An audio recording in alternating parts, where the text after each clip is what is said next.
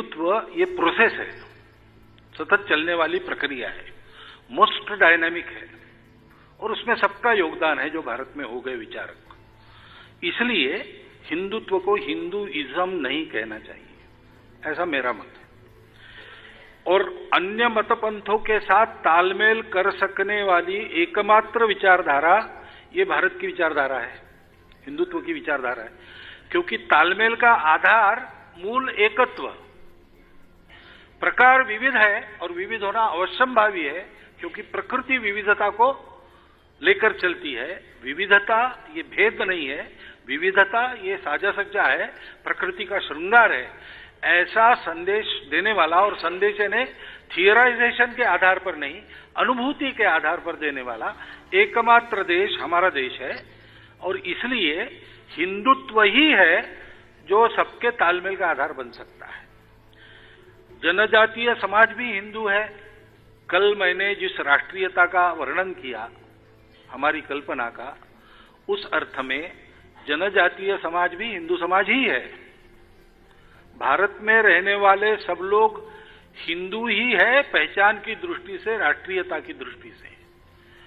ये कुछ लोग जानते हैं, गर्व से कहते हैं, कुछ लोग जानते हैं, नहीं गर्व नहीं अनुभव होता, हाँ है भाई इतना कहते हैं।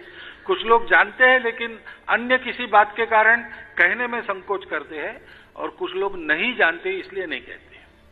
मैं तो कहता हूं कि भारत की ये जो प्राचीन विचारधारा अब तक चली आ रही और अन्यान्य रूपों में सर्वत्र प्रकट हो गई है, उन रूपों में इतनी विविधता है कि कई रूप एक दूसरे के विरोधी भी लगते हैं, लेकिन वो एक समान मूल्यबोध लेकर चलने वाली विचारधारा है।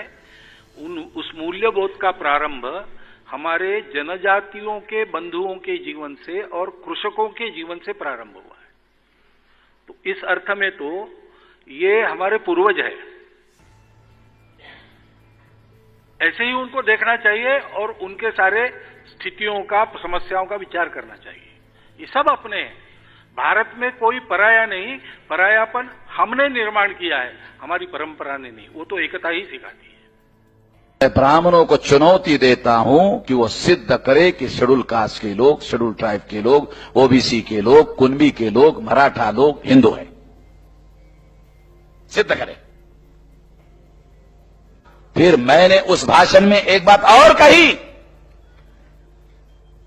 कि मैं ब्राह्मणों को चुनौती दे रहा हूं सिद्ध करने की, तो हमारे किस चोंटे चांटे एससी, एसटी, ओबीसी, कुनबी, मराठा आदमी को सामने मत करना, तुम खुद आना।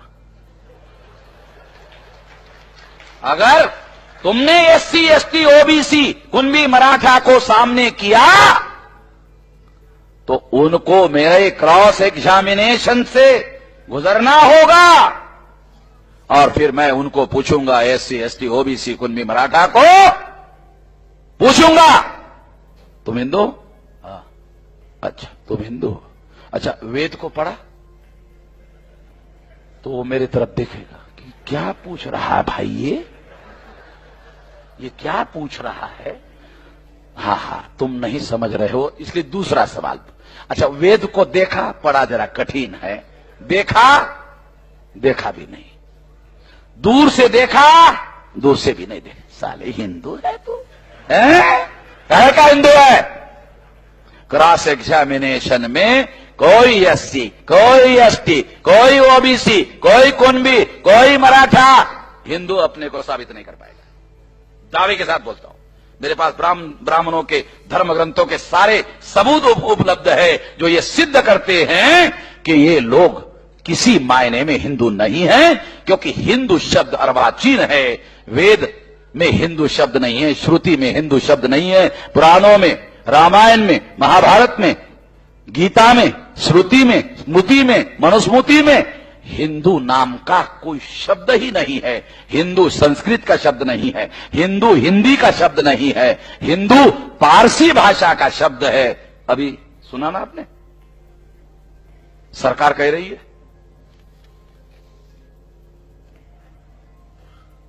और मुसलमानों के भारत में आगमन होने के बाद आया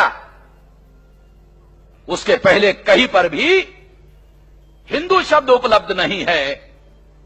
मुसलमानों ने अपने राजकाज में इस शब्द का प्रयोग किया। किस आधार पर कहेंगे? आप सुनकर हैरान हो जाओगे।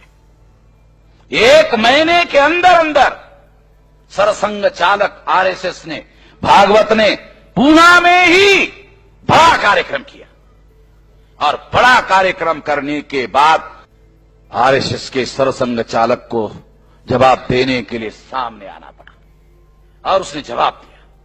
देखो, बहुत खास बात बता रहा हूं। जवाब दिया। क्या कहा?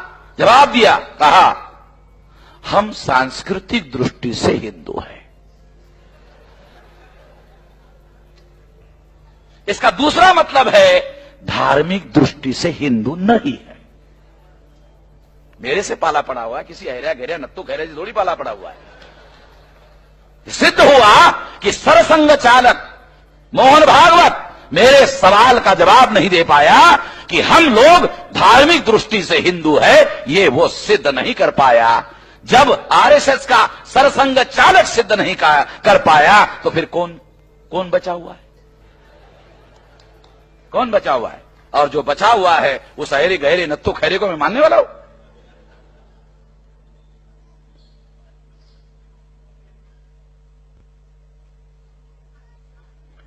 पूना में कहा, उसको जवाब देना पड़ा, जवाब दे नहीं पाया।